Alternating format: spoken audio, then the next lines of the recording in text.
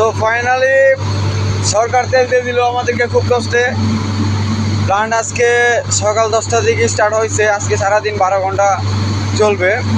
তো দেখা যাক কয়দিন চলে, আর সরকার কতটুকু তেল দিল তারও কোনো ঠিক ঠিকানা নেই।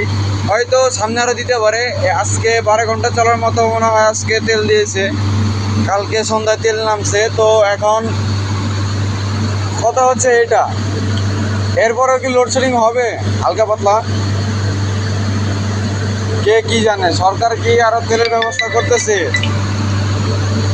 এটারও জানার কোনো উপায় নেই। দেখতে পাচ্ছেন যে এই পাশ দিয়ে মেশিনগুলো একটু কম চলতেছে, কিন্তু ওই দিকে একটু তাকালে প্রচুর পরিমাণ লোড করতেছে মেশিনের উপর।